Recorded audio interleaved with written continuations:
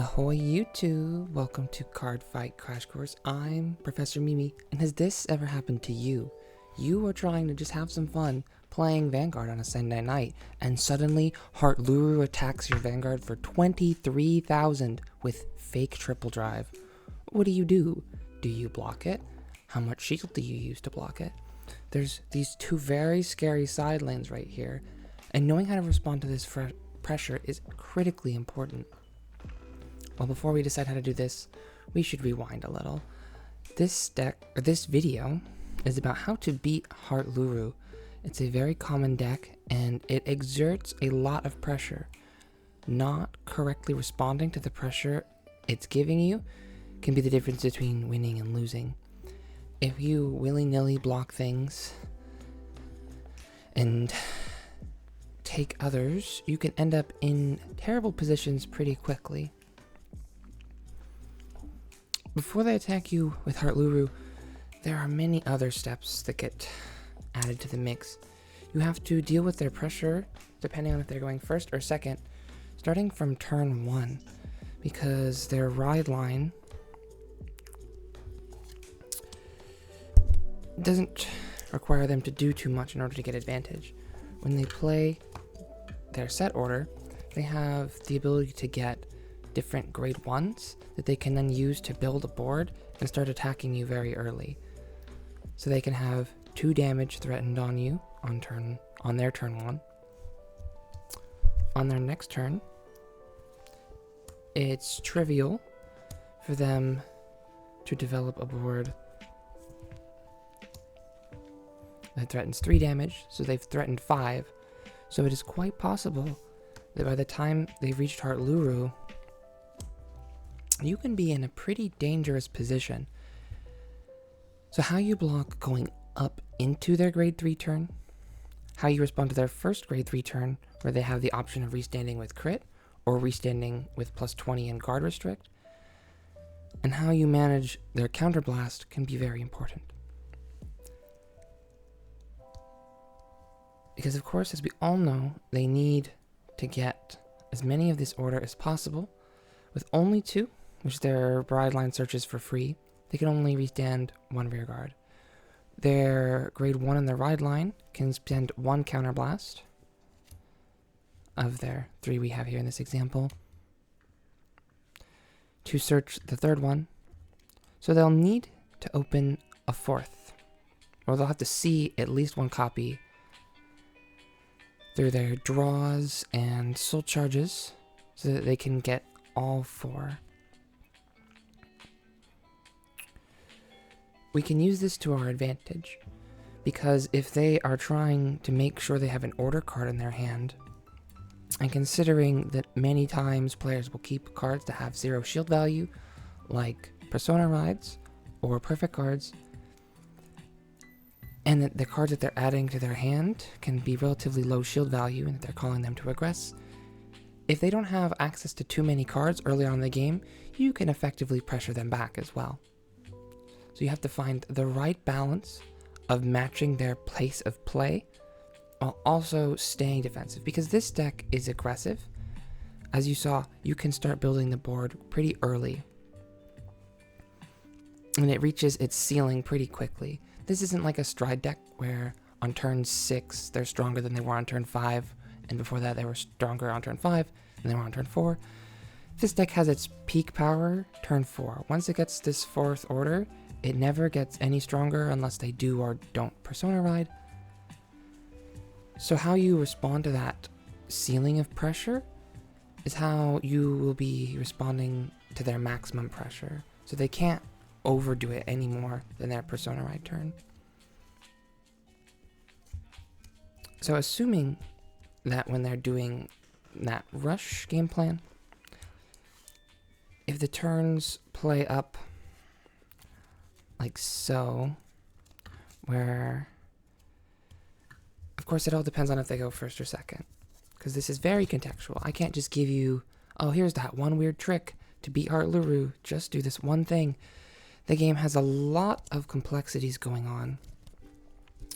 The interplay between going first and second matters a lot because of how they can search this order, that they have access to extra cards and an extra battle phase. They could be using their numbers to beat down on your grade 2 if they went first, instead of searching that extra order. So you have to be a little bit on the fly with this. This isn't everything that I could possibly ever tell you, because today I'm trying to keep the video under an hour long, so we can't spend too long. But we can talk about how to minimize the pressure that they'll be exerting. If they have simple lanes like this turn 1, it can be easy to, depending on how many shield cards you have, take 1 damage from a rearguard poke, and then punish them by poking with their rearguard first by blocking their vanguard so that they can't crit you.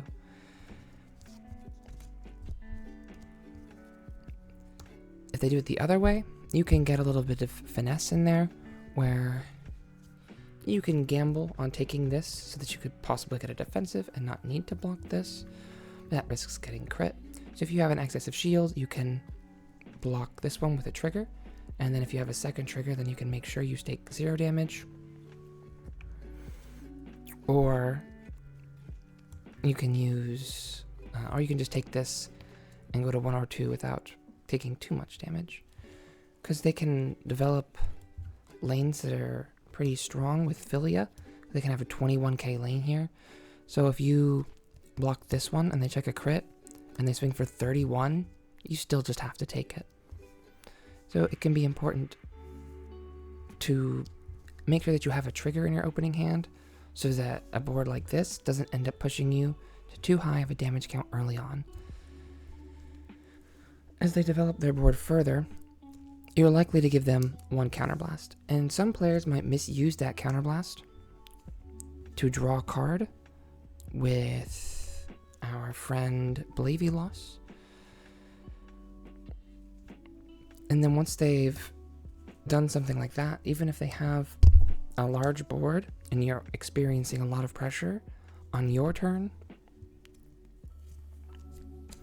if you clear out these side lanes by attacking into them, then they won't have a counterblast for when they ride to Heartluru, and they can only attack you 3 times instead of 4, because Heartluru's restand skill costs a counterblast. And if they have gone second, then they won't be able to use the Nutcracker to search an extra order. So keep that in mind as you ride up and down. Well, you won't be riding down in standard, but as the grades progress, as you're thinking of how things will go up in the flow of the game,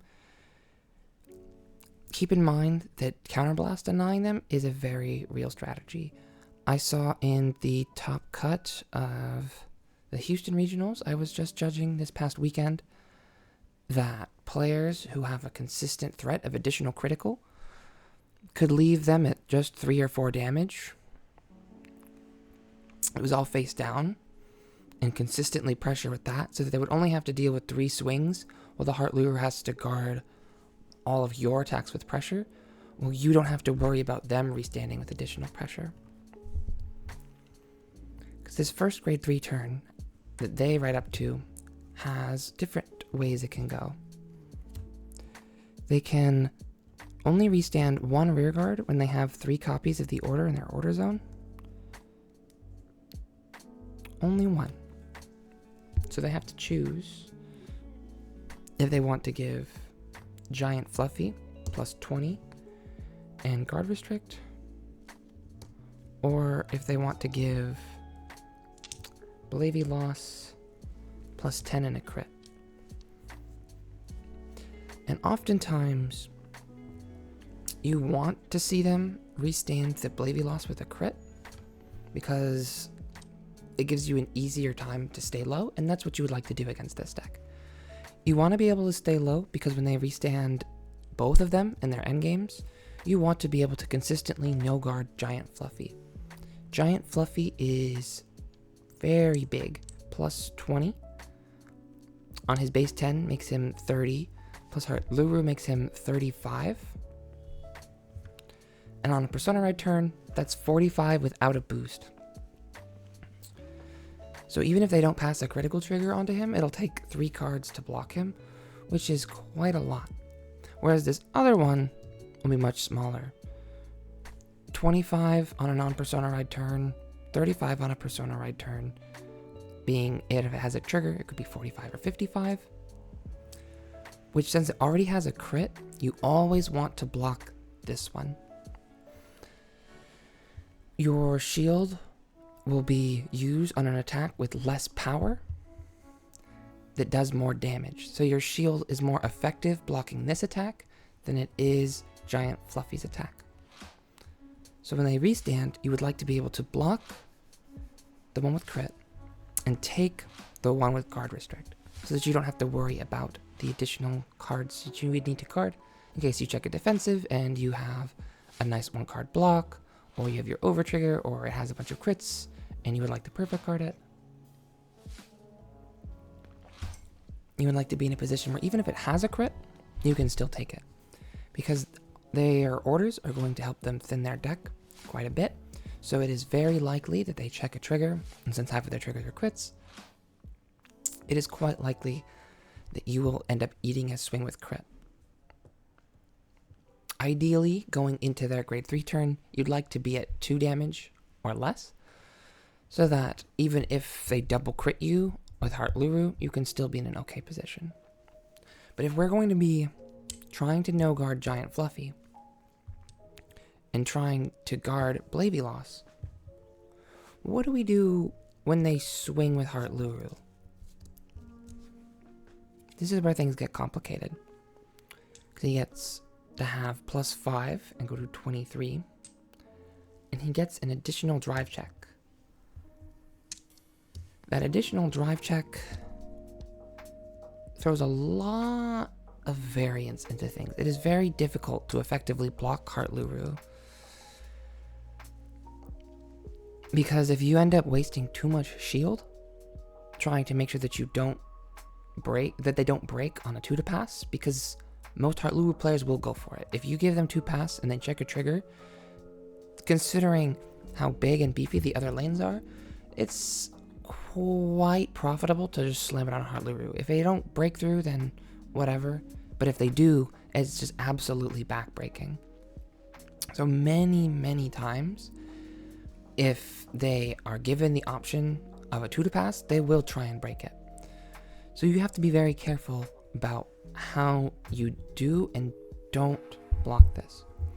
Because if it has no booster and it swings for 23, 2 triggers makes it 43, and that's a 2 pass. If one of them is a front, then it's 48, and that's 3, and that's a different story. But you don't want to be using 3 cards to block Heartluru, because if you go 3 cards to block this, and they go up 3 cards, that's a huge tempo swing, and you might not have the resources left to take these, or to effectively handle them by taking and blocking. But if you just consistently take it because there's too much variance, and you could end up wasting shield either by giving them 3 passes when they check no triggers, or by getting your 2 to pass broken, you can end up in similarly poor positions. If you just take it and they check the crit, then you can easily end up going to 4 or 5 when you didn't want to, because it is quite possible to get double crit, which is why we want to stay at 2 damage going into this turn. That's a tip from way back in the G era, and I still think applies to premium to this day, where cards that have triple drive are much more likely to double crit you than attacks with 2 drive checks. And if you're not playing around the possibility of getting double crit, then there are certain games where you just don't get a chance to play the game, because before you've gotten to really do your thing, you say no guard at 3, they check 2 crits, you don't heal, and you lose.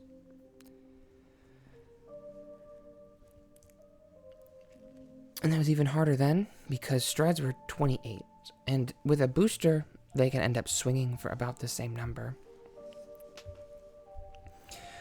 So how you want to do those blocks depends on, of course, if they have the booster and whether or not they've boosted the Giant Fluffy the first time, because as they go through their first round of swings,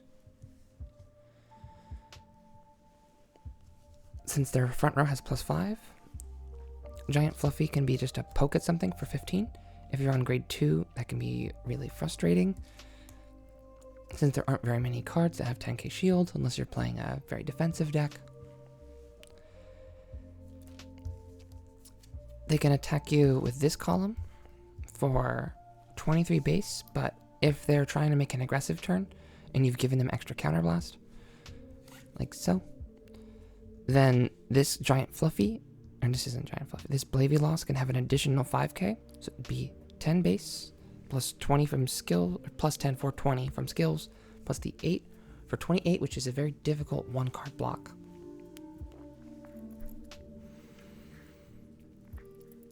So if you have a hard time making a 1-card block here, a hard time making a 1-card block here, and then they attack with Heartluru again.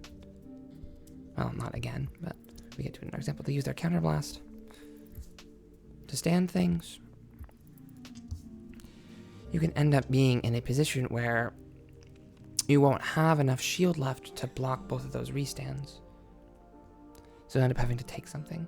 So staying low, so that even if they check 2 crits, you can still hang in there, is recommended. It's so similar to a Stride, in fact, that it can be very tempting to just have the philosophy of just a perfect guard or no guard Heartluru, because there's so much variance involved. There's a lot of variance. If they have something like the Philia boosting them, they go from 23 to 36, which is as big as a Stride. Now 36 is actually a very similar number to an unboosted Giant Fluffy, which is 35, or the boosted Blavy Lost Lane, which is 28 most of the time. No, 38. If it, well, it could be from 33 to 48 depending on triggers and blah blah blah. So these lanes can end up being bigger. So sometimes it's recommended to save your perfect cards, so you can take it at 2, and then you can finesse how they check their triggers. If they check nothing, then that's really good. You can take this one, you can take Giant Fluffy, and you can have the shield left to block Blavy loss. If they double crit you, you're still hanging in there. The perfect guard that you saved can block this one, so that you can use all that shield that you've been saving to block the Giant Fluffy. Because oftentimes, when they play through this turn, Giant Fluffy is so big on restand that he essentially gets the boost back. And if you're at grade 3 and they swing for 15, that's an easy intercept to block, and that's not where they want to be. If you boost and swing for 23, that forces a trigger out of your hand. That forces another trigger with the other column. And then you might not have very many triggers left when Heartluru attacks. So you might not have the triggers left to block these, because again, their side lanes are 35 and 33 with crit, which hit basically the same breakpoint. Because you need to go to 38 to block both, which is why it can be spooky if you give them too much counterblast, that they can end up with that extra +5 and swing for 43 with crit, which can be very difficult to block. Remember, they've been forcing triggers out of your hands with those earlier pokes, so that this asks for 2 triggers and then some if it has the +5 on it. Sorry, I just need a little tea.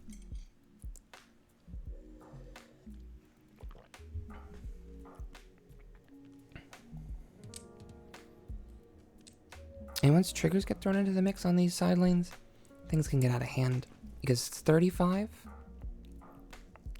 2 from hand. It already kind of takes 2 cards from your hand, unless you check a defensive, because then you can go to 38 with 1 card, but then he can still be quite annoying for that purpose. So they can dump their trigger onto this side, and it becomes 10, 20, 30, plus 13 for 43. And even if you check a defensive, he still ends up being a 2-card block. So you can very quickly run out of shield if you aren't managing your resources right. Because they apply a lot of pressure. And these rear guards are relatively low value. Because if you swing into this front lane and clear it, their value package, once they have all 4 orders, lets them get 2 of them back in their soul every turn for no cost. And then the energy they get for turn then always goes to Heartluru. So they can always get back at least 2 cards and fill their front row back up.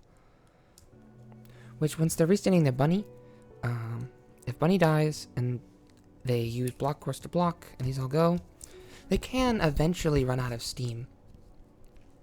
And they can run out of cards in deck.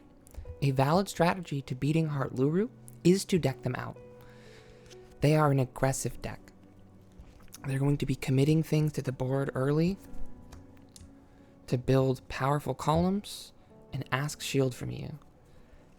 If you can slowly make them run out of resources, once they run out of counterblast at the end of the game, or somewhere in the mid game where you can apply pressure with crits.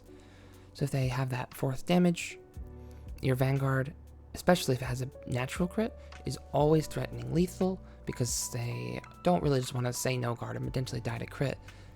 They're kind of tryhards if they're playing this deck half the time. And the tryhards aren't just going to risk that. You need to be able to finesse that little bit of value from them. Because they thin out quite a few cards. If they use something like Avarice Wrestler to search 1, and they use the Ryland to search 4, and on average they get like 4 or 6 cards out of their deck, and Bunny gets some cards out of their deck, they can easily end up having filtered out 10 cards, which is spooky for checking triggers, but in a deck out game against a deck like Bav, it's a very valid way to beat them. When I've played this deck against my friends who are trying to practice for BCS, I have lost quite a few games to just decking myself out, because I can end up playing like a nice defensive grind game where I can use my value and get 20k shield every turn for free and build boards for very minimal investment. Eventually, you just don't have the gas anymore. This deck needs to play aggressive. You need to. And being able to respond to aggressive pressure by forcing the game to slow down is valuable. Of course, it's very important to know when is the right time to swing at rear guards. Because if you swing like 30 at crit at Blavy loss, that's a huge tempo swing for them. You wasted a lot of potential pressure. Because they don't want to take an attack with crit, right? If you swing at their vanguard for 30 with crit, it's quite possible they'll just toss their whole board in front of it. And if you just swing it at Blavy loss, well, you just save them 15k shield that they were thinking about guarding with anyway. They have very limited countercharge. So when they commit to a counterblast, they're kind of all in on it. So when they try to use Blavy to get that little extra advantage on you, try to take note that that can be a good opportunity to pivot to playing defense, because they can run out of steam quite quickly. Not quickly, but even though this deck seems like it can just go forever, because you have the infinite value of sending toys to your soul and then calling toys out, it only builds, if you're using everything every turn, it only gets you back half of your board. It only gets you 2. And yeah, sure, the bunny might get you a card. Blavy loss could draw you an extra card. So you could use this and get lucky and invest a resource to build an entire board. But you don't have that resource forever. In Standard, the resources are quite meaningful. So running out of resources in your damage zone can be a good, or making them run out of resources in their damage zone can be a good way to end the pressure, because if they don't have a counterblast, they don't have the extra drive check, they don't have the additional crit, they don't have the additional 20, they lose a lot of pressure without the counterblast. Their deck needs a counterblast. If they have everything face down in the damage zone, you can try and threaten them with your vanguard so that they have to use shield to avoid getting crit. And then those extra swings that aren't going to kill them, you can just take out their rear guards, and then you can pass the turn and hope that you can deck them. People won't be happy about it, but hey, you're not really happy they're playing Heartluru. So all's fair and card fighting in love. Card war in love, etc., etc. How do you respond to their Persona Ride turn, though? When their front row is at plus 15, it can be quite challenging to respond to this pressure because nothing is a one-card block. This is where those boosts for Giant Fluffy get important, because while this booster restands, Giant Fluffy gets an extra 10, which is the same breakpoint as having the booster restand, because that 8k versus that 10k doesn't make an extra magic number unless you're fighting a grade 2, but we're on Persona Ride, so I would hope that you would be a grade 3 against this. With the Persona Ride buff and Heartluru's plus 5k buff, this 25 is a one-card block, but if they toss in the horse boost, that makes 38. No, 33, because it's 18 plus 15 for 33, which even with the shield fronts is not a one-card block. They swing with this one, which is, even without the plus 5, 33, which is not a one-card block. They swing with Heartluru. Everything gets powered up. Plus 5 to the Vanguard. Plus 20 in Guard Restrict to Giant Fluffy. Plus 10, a crit, and the Hollow to the Bunny. So Heartluru is attacking you for 33 with fake drive check, or with fake triple drive. So it could very easily go to 53 if it checks 2 triggers. And then those extra triggers can make additional threats on these side lanes, because if it's 45 over here without triggers, and 43 with a crit over here without triggers, those can be difficult to even make 2-card blocks. So they can force 1, 2, 3, 4, 5, 6, 7, 8, 9, 10, 11, upwards of 12 cards from your hand if you're at 5 when they Persona Ride. It's a lot of pressure, an absolute load. And this is where it's important to have those fundamentals on what to do with those big triple driving numbers. And in Premium, this is where often players have a philosophy of perfect guarding or no guarding these big attacks with so much variance. Because if you perfect guard this, they can't break through with their over trigger. I mean, if they check their over trigger, you usually die, because most of them are playing red, which is right here, which gives a standing rearguard the ability to restand.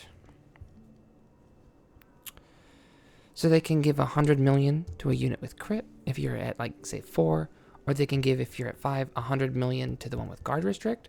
So when they attack twice and you have to block it, those perfect guards are 1 card. You have to guard with 2 from hand, and you have to discard for the perfect guard. So that'll easily eat 6 cards out of your hand. And if you perfect guarded that, that means you'll have needed to see all 3 to live through the over trigger turn. Which, considering there are more turns of the game, it can be quite backbreaking. Even if it doesn't kill you that turn, you'll usually have very little resources left, and you won't be able to win the game from that position. You're kind of fighting against the clock to an extent. If they check this, it can be over. Unless, of course, they have no counterblast, and they can't stand anything. Or they couldn't give the crits and the guard restrict. So it can be very important to make sure that those endgames, they run out of counterblast. Because if you're going to make the game go on to deck out, they're going to have a lot of opportunities to do their triple drive and find this. And when they find it, it can end things on the spot, especially if a crit gets involved. Yeah, I've seen very few people win after getting hit by that red over trigger in this deck. I mean, I have seen it, but very rarely. Even just one trigger can make this turn very difficult to survive. Again, 45, 2 from hand, which, I mean, granted, you probably were going to have to use 2 from hand anyway. But it makes it so that you don't want to perfect card it. And if they do something like check crit and give power here, crit here, and this lane is now bigger, so you want to perfect card it, that can be a little silly. They'll probably just put everything here and swing for 55, 2 from hand with crit. And that can just easily spell the end of the game. So, as much as you can do everything in your power to block aggressively early and to stay low, if they check double crit 2 turns in a row, you might just lose anyway. There's that famous quote, "It's possible to make no mistakes and still lose." But that is not a failing. That is life. You can't win them all. But you can do your best. You can hit them with a little finesse. You can fall with style. So knowing when to take your 6th damage can be pretty important. When you're getting absolutely blasted and they've checked those crits and they check their over trigger, it can be important to know when to just take that 6th damage, when to risky no guard their vanguard when you're at 4. It's about knowing when to go for that risky 2 to pass, how to fall with style, knowing you'll probably lose, but you didn't make any mistakes.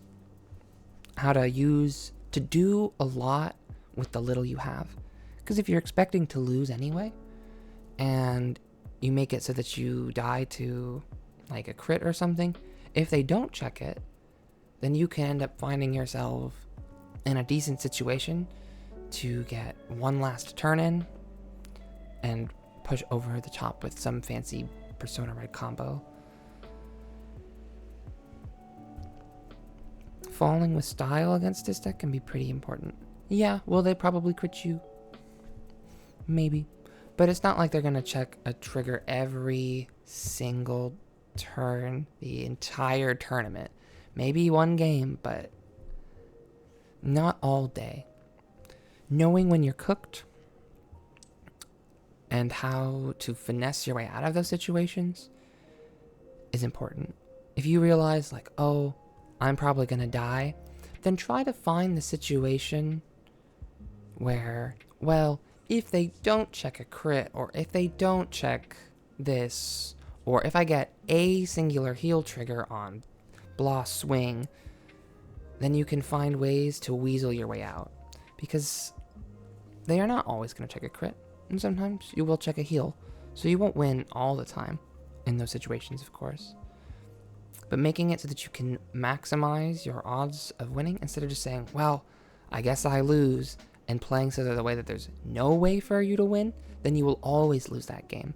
But if you play in such a way that, well, they only have like a 50% chance of critting me, then you can still win half the time. Or, well, I guess I have some heals left in my deck, so if I block like this, then there's still X% chance that I can get my miracle heal and then win anyway. I think Epion fell off. The sleepy Espion. You got Espion? Now I look like a fake fan. Oh no. Oh no. I'll find her later, I'm sure. I would love to give you a little example game, but I am trying to make the video less than an hour long today. So I don't think I want to sit here and walk you through an entire Heartluru versus Night Rose game where I can show you how you can use those defensive principles in a deck with a lot of shield to outlast them. Because this deck is strong, but it's not unbeatable. It's not like every single Heartluru player wins every single game. Otherwise, his top cut would just be 32 Heartluru players. And I can tell you, it was not 32 Heartluru players at Houston. It was not 32 Heartluru players in Rosemont. And I doubt in 2 weeks it's going to be 32 Heartlurus in Pasadena. I highly doubt that.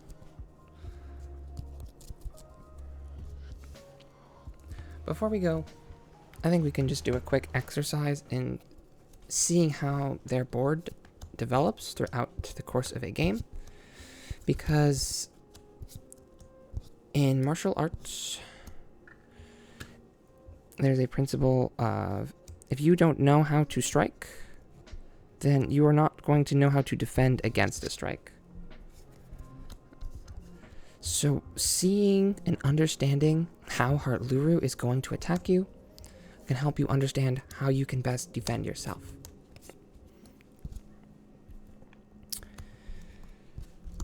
And they are going to want to attack you a lot. They're going to want to put on that pressure early because it's very relatively simple for them to build up a board. Because if you attack the block horse, well, that's its job anyway, is to block. That's what it does. Or if you attack their bunny, that gives it intercept, which is free shield. So it can be very difficult to find the right way to min-max that. The calculus of when to swing at rears, when not to swing at rears. How can you maximize the value you get out of each of your attacks and each of your shield? Because that's the secret, right? They are going to get a lot of value from all of their skills. So you need to be able to interact with them in a profitable enough manner, where if you're constantly bleeding resources, then you can be in a pretty poor spot.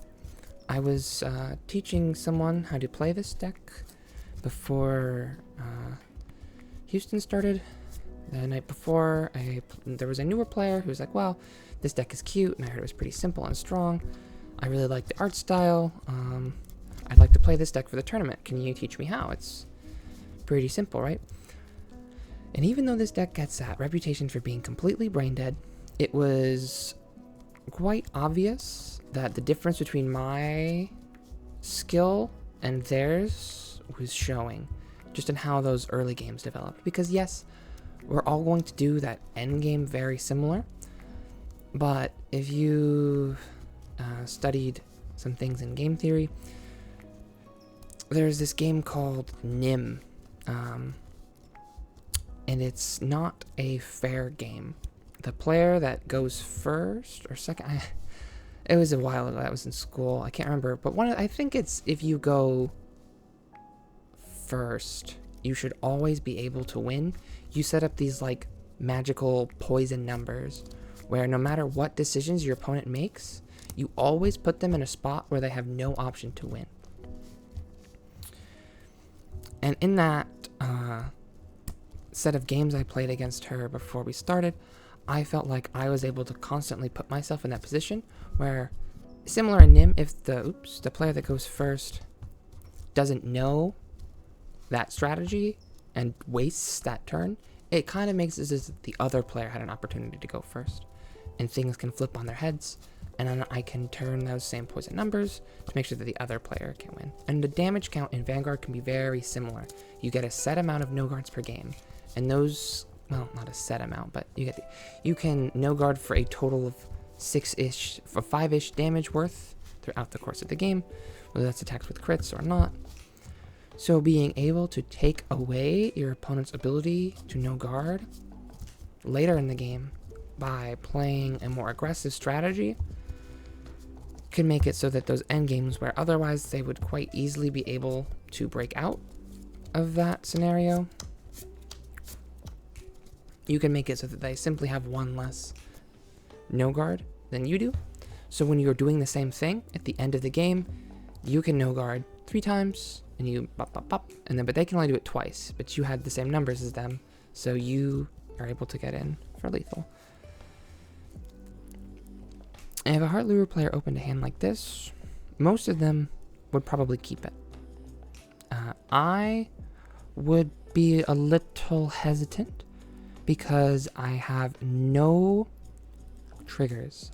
If my opponent swings at me early, I have no way of making sure I don't get crit. It's nice to have a perfect guard so that if you are going second and they do some big push, you can shut it down. We need to have one of these in our hand so that we can do our combo, and then we have pieces to build an aggressive board. for this example, let's say that the player is going first.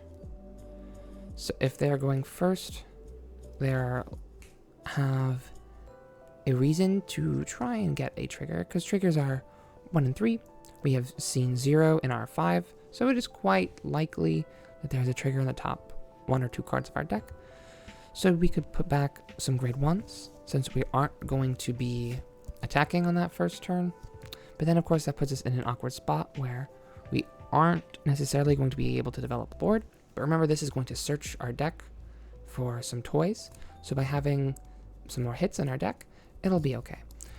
We'll be able to still effectively build some lanes as long as one of our orders hits.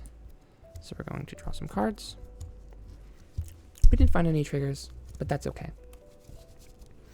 What you'll notice about a hand like this, even though this is a good hand for the Heartluru player, only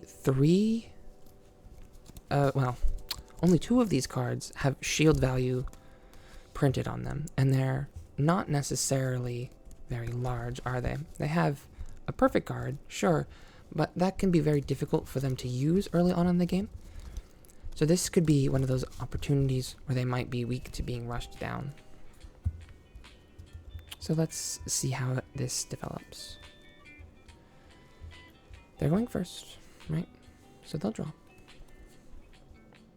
And they'll need to discard to ride. Oftentimes, they discard a toy to ride because they want to have one in their drop zone for their effects later. Nut Crumbs ends up searching Toys Are Made for Children. They add it to hand. They play Toys Are Made for Children. When Toys Are Made for Children is placed into the order zone, they check the top 5 cards of their deck for up to 2 happy toys, which are all of those archetype cards. This time, our top 5 check reveals 1. On average, you'll get 1. I've noticed that luck tends to even out. For every time they get 2 toys, they also will get 0. Not necessarily in that game in general, but in general, I feel like if I sat down and did a whole bunch of math, I could tell you that's, it's actually slightly greater than 1, or it's slightly less than 1. I believe it probably is slightly greater than 1, but it's not like 1.6. It's probably closer to like 1.3 or something, just doing the napkin math in my head. Anyway, with the card that they search off of Toys Are Made for Children, they can either add it to their hand, or they can put it into their soul, because it's choose 1 from among them, add it to your hand, and put the rest into your soul. And there's very little reason to ever not put it in your hand. I'm sure there'll be, like the famous words from the Pokemon games, there's a time and a place for everything, but not now. So we take it to our hand, and then we pass turn. Unfortunately, again, this hand doesn't have too much shield value in it. We have Block Horse, but Block Horse is not a 15k. So if our opponent rides and they call a booster, it would be very foolish for us to block the attack. So we almost always end up eating a damage. It is quite possible, if they are playing aggressive back into us, like in a mirror match, that since we have very little and they check a trigger of some sort, it's quite easy to end up with 2 damage, just because we don't have shield. So you want to be able to pressure them, and you can kind of vibe check them, right? So if you call stuff and they're just eating it, like so, they might have a hand with very little, so you want to keep ramping up the pressure. But if they start blocking, then it's tough to say if the rest of their hand is more shield or not. So you don't want to overcommit. If they start to block, then that means their damage count could be lower, so that you have an easier time pivoting into swinging at their rear guards. That can be a Faustian bargain, because if they've used shield and their cards remaining are non-shield, and then you attack them, then it's kind of like giving them extra shield and making those redundant pieces have value. So you have to be careful. You have to try and feel out what your opponent's plan, what their hand is.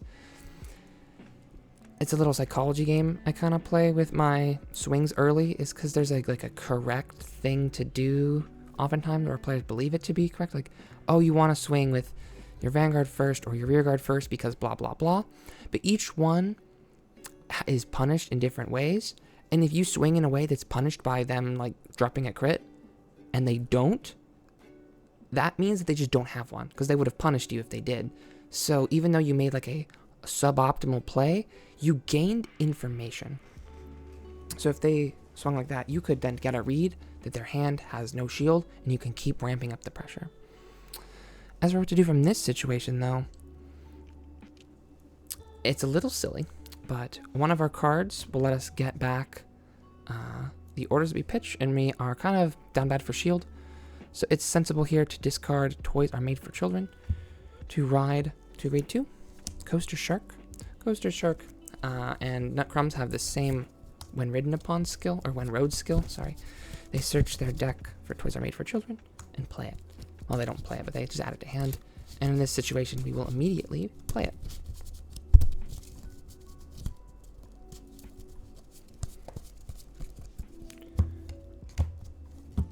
And then we check the top 5 cards of our deck for Happy Toys. We found one again. We found Bunny. The Bunny then goes to our hand, and we shuffle.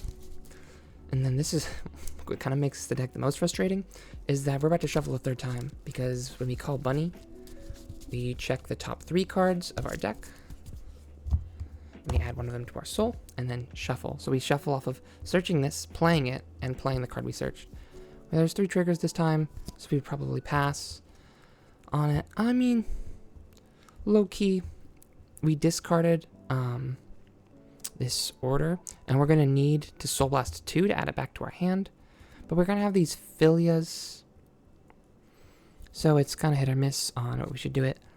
I would probably... I probably should Soul Charge that front, but I don't feel like it. I don't feel like it. Then, considering our opponent is on grade 1, we're going to want to develop our board a little bit and attack them quite a lot. So we can call our block horse, and then we have these 2 Filias.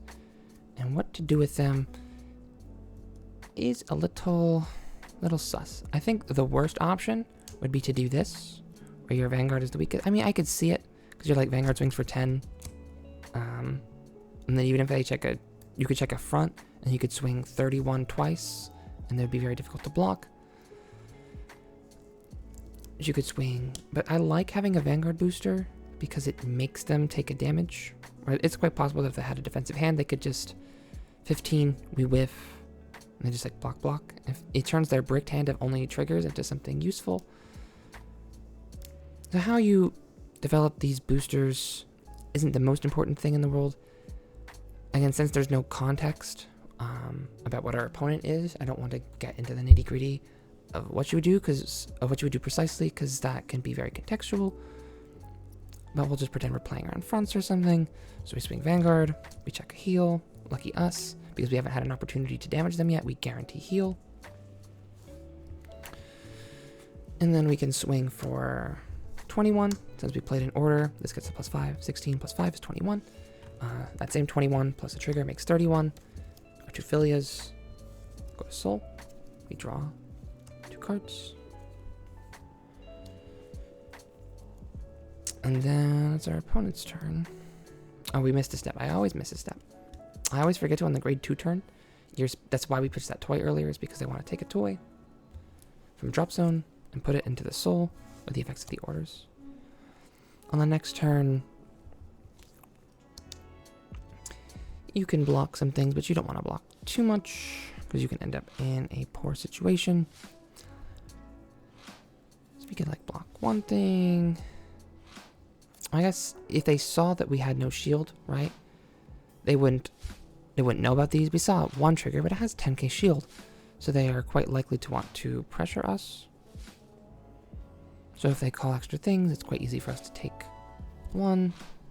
Oh no, Giant Fluffy, we needed that. Block 2. And untap. And draw. Pain. The card in our hand with the lowest shield value then our Persona ride is that heal. We ride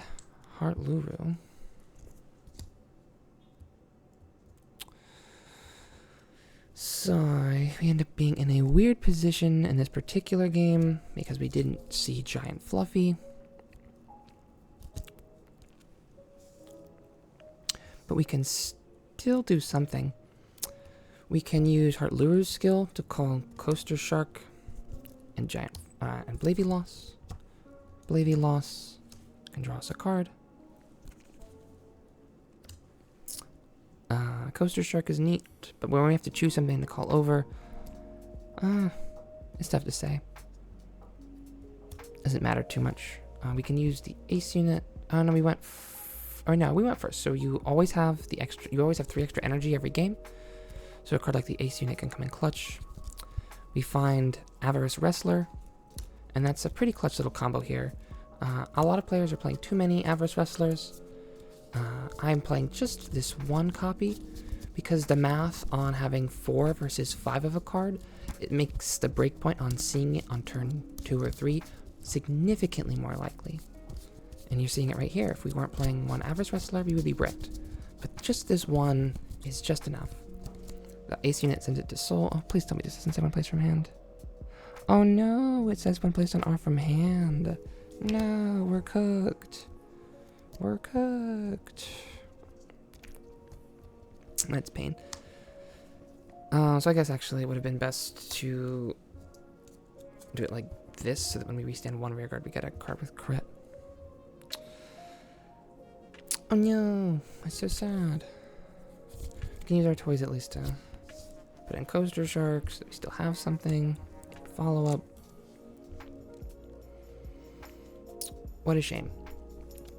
But that shows that they don't get to do it every game, but even still, they can still exude quite a bit of pressure. Heartluru's not giving the 5 this turn, but this is getting its own 5. Considering where we're at in our board state, I don't feel like you want to sacrifice Bunny. So you could, since we're in a city position, you would like swing one of those rear guards that was annoying you. You can swing Vanguard. You can restand with 10 and a crit. You get 2 drives. Affiliate floats, maybe. Depending on how many cards they had on their board. Because you can swing at that rear guard, and then you can just swing at another one. So it's very likely that Philly would actually meet its trigger condition of your opponent having very few rear guards. Even if you didn't play the order this turn. You can... I like to swing... it's a psychology thing again, where you can kind of vibe out how much shield they have, how much they want, how much damage they want. Because when you swing with crit, we swing here 28 with crit, and they take it, then that can tell us a lot more about their hand, because ideally you want to block this, right? It has a crit. So that makes it so that if they do the maximum value play of like blocking this, then they don't have a defensive trigger for this one, whereas like if you swing the other way, you could swing with this, they check a defensive trigger, and then that makes it easier to block the one with the crit, the one that they wanted to block anyway. Whereas if they swing with this, and they check a defensive on their 2 damage checks, and this is only 23, like yeah, sure, it becomes much easier for them to block, but they still ate 2 damage, and they still had to block a swing. So it ends up being pretty decent for you. Our opponent would get a grade 3 turn with the power of our over triggers, our twin casts. We would have more than enough shield to block everything and take as much damage as we do or don't want. So it's quite easy for us to intercept, take 2. Healing here is very important. I wanted to get to that. We actually want to take a significant amount of damage because healing this giant Fluffy is going to let us get back into the game. So we want to take in such a way that we are likely to resolve heals on our way up as we were pushing that last turn. That was another reason to swing at rears, is to make sure that our heals were going to be live when we swing with Heartluru and that when we're on defense, because checking this Fluffy, as we see here, is be like, I don't know. No, we can probably save it too. We can probably like block a whole bunch. The specifics aren't super important since this is just a little showcase game. It could be tempting to Persona right here to try and ramp up the pressure, but we're not going to have too much pressure this turn anyway. we can have an opportunity to recover the pressure. Persona writing is a questionable thing to do in this particular board state, but it's not like it's the worst thing you could do either, given all of the various factors here. We can easily use Giant Fluffy to Soul Blast 2 to add back the order, to play the order, check the top 5, get a bunny,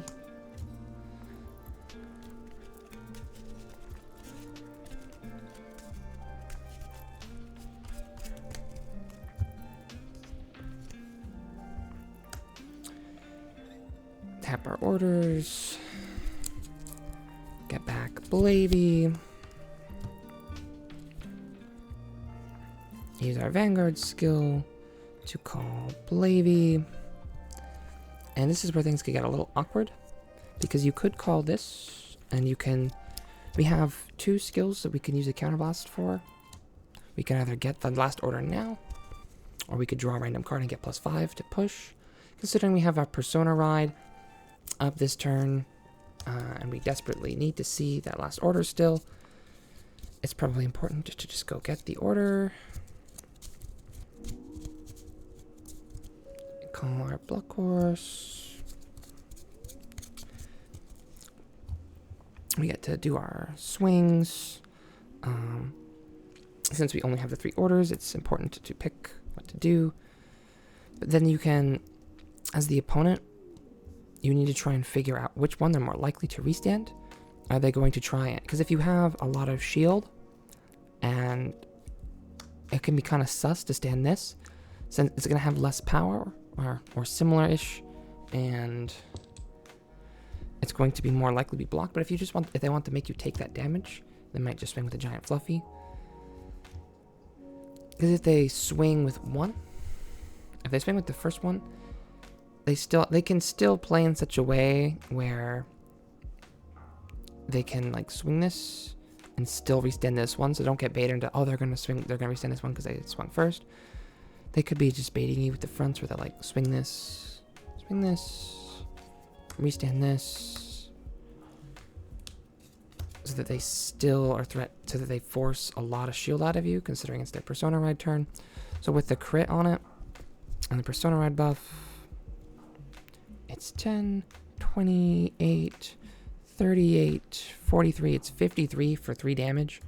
So then you have to use the shield here, since you are very low on shield on the next turn. We definitely get a next turn. We can block with everything. We can take 2. We may or may not have healed. Who knows? We can just get an absolutely huge lead. Even though we had that slow start, we can pivot it into a whole ton of value.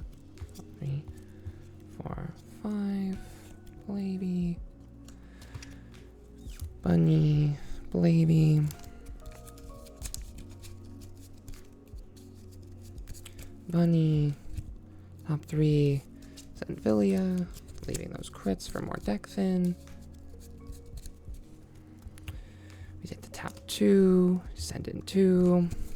We get Block Horse and Fluffy. We use Heartluru to get back Block Horse and Fluffy. And even though we don't have Persona Ride, we have still reached our full value engine. They would take a bunch of damage from us swinging for those 15k blocks. We swing with our vanguard. We get to stand everything. Blah, blah, blah. And then you can easily be in this situation here where they have this huge hand stacked full of perfect guards. But see how their damage is here? It's quite possible they have that much damage, and even after all of that, they only have 9 cards left in their deck. So if you had played this a little bit slower, and you had given them maybe 1 less damage, then as they go through their next turns, they would get to draw a card, 4 drive checks, and then they would still have another turn of draw 4 drive checks, but this first turn here would cause the counterblast. If you had left them at 4,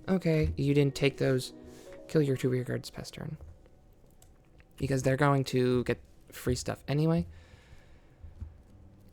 Oh, and before we go, a sweet little treat for anybody who stuck around. I'm sorry I've made it longer than an hour again.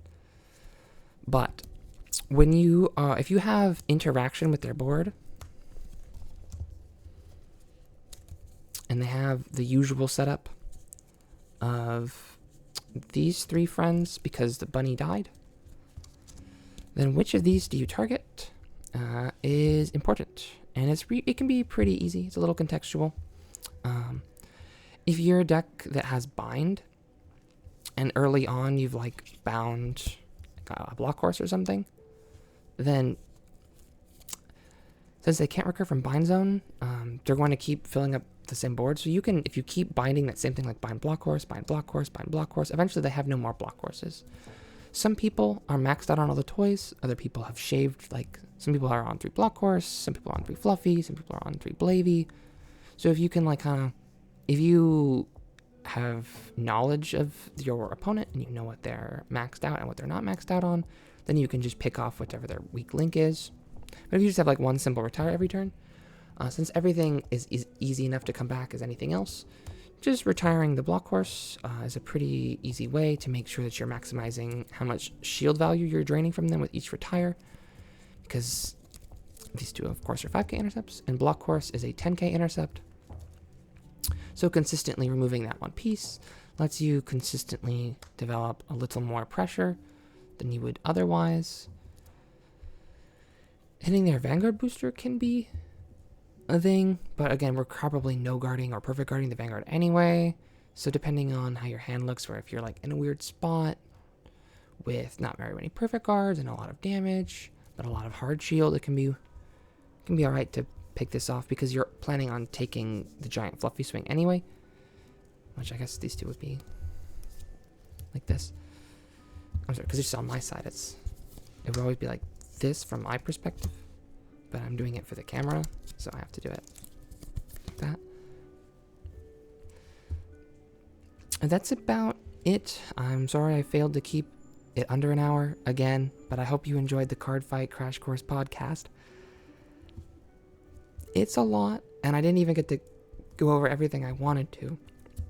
I think it does a good job of explaining how much depth there is to this game. Even though they're playing a very simple deck, the way you respond to it is very complicated and very dependent on the board state and what information you have about their hand, how you think they're going to play. Because I guess we're over an hour, so I can take just a little longer on the wrap up. When I was playing that mirror match against the newer player, I would develop my board early, and they would then respond to my developed board by blocking with cards that they could use. Instead of calling their rear guards and pressuring me back, they would block them.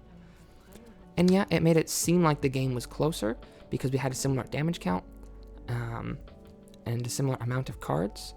But since they were blocking with the pieces they wanted to call the board and they still had triggers left in hand, then they weren't able to effectively build a board and pressure me back. Whereas if they had over-guarded and been able to counter my board by building their own, or just gone up a little higher in damage count, then that would have been good for them. It can be good. A little last secret for everybody who stuck around this long. It can be good to go to a little bit of a higher damage count than them, because since they've done all that deck thinning, and they have triple drive, it's very easy for them to check heal triggers.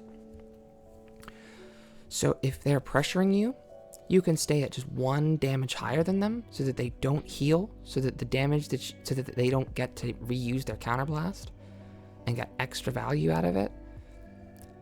It can be a little sus because they have those big swings, but you just, as long as you aren't pushing them too hard, you have that right amount of, the right balance of pushing and blocking, you can get to a 1 damage higher, kill their rear guards, and then pass, so that they're not healing. Because when she was keeping our damage counts even, I got a board lead, and then even though the damage count looked similar, because it was similar, I was able to heal and extend my lead.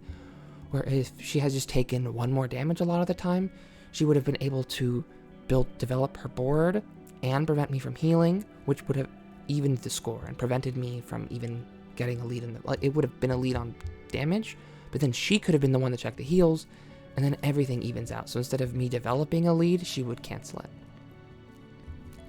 And that's about it for me. Remember to play around heal triggers, to play around critical triggers. Decking them out is a real win condition. Don't spook. Try and find the right amount of push and pull. You need to be able to pivot on a dime. If they use their counterblast for Blavy and you clear their rear guards, you can end up having to deal with a lot less pressure on that next turn, so that when they do their big persona ride push, you are able to more effectively block and no guard, so that you can emerge from that relatively unscathed. Because if they do like a persona ride push turn and you're at 1 damage, all those, well, they're not, you can't one card block this. Yeah, but you can no guard that, and that makes that a profitable no guard. No guarding an attack is kind of like a plus, right? Because instead of using those cards, instead of taking the neg, you don't. So the more cards you would have to guard with, the better it can be to no guard. There's a lot of factors at play, and incorporating all of them will take some time. Don't be afraid to try new things against this deck and see how it goes, because there's a thing called the dragon curve. As your skill starts out, as you try and increase it, you can end up doing things and your win rate will go down. But then because you are trying new things instead of doing your bread and butters, and those new things don't always work out for you, but as you actually successfully incorporate it, your skill goes back up. You try a new thing, your skill goes back up and down and up, and you slowly wiggle your way up to being more skillful. Professional-ish players, those players that I consistently see topping events, have lost more games of Vanguard than that girl I was teaching has even played. You lose a lot, but hopefully you'll just win more. You can't win every game, and you don't need to be afraid of losing, because losing is a good way to learn. We're just here to play a fun game on a Saturday or Sunday afternoon with all of our friends, so don't be afraid to try and finesse them with heals a little bit more, or to do some risky no guards here and there. Taking risks is how you can get ahead. In life and in card games, you can't get a win taking only the safe route every time. Eventually, there's this risk reward where if you have to find just the right amount of risk for it to pay off more often than it sets you behind. Because then you take like 3 of those risks a game or something like that, and yeah, maybe 1 doesn't go your way and you lose some tempo, but then 2 of them do, and you can build more lead than that risk lost you earlier. And you're gonna have to do a lot of risks against this deck. It brings in the extra variance with the deck than the triple drive. So they are likely to crit you, but they're not guaranteed to crit you.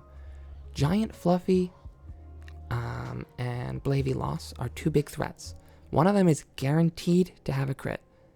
Block that one. The other one is not guaranteed to have a crit, and it disincentivizes you from blocking it anyway. So don't be afraid to take it.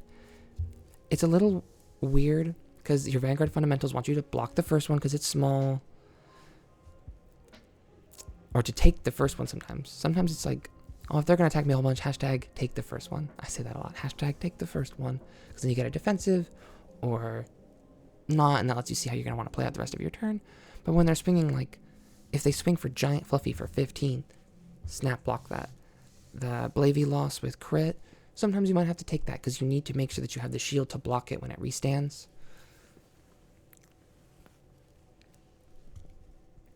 That Heartluru, PG or NG, no guard, so that you can escape the variance. Because it's easy to throw away a lot of shield, giving them 3 passes when they whiff, and the next turn their deck is even more full of triggers, or you give them a 2 pass and they break and you lose a lot of shield.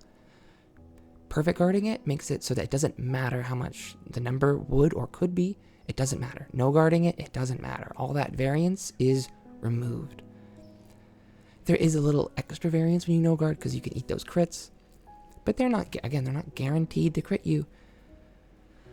If you have that damage, if you have a damage gap and you're ahead of them, then it can be risky. But again, you gotta take risks. You won't win every game, but you won't lose every game either. Eventually you'll win. And it's about finding the way to maximize the probability that you win. So that's how you beat Heartluru, is by finding ways where you win more often than you don't. You're not always going to beat this deck. You're not always going to lose to this deck, but you can always have a good game. They're going to do what they're going to do. And since they're doing something so consistent, it's on you, the opponent, how you're going to react to that very linear pressure. They're going to call some rear guards early.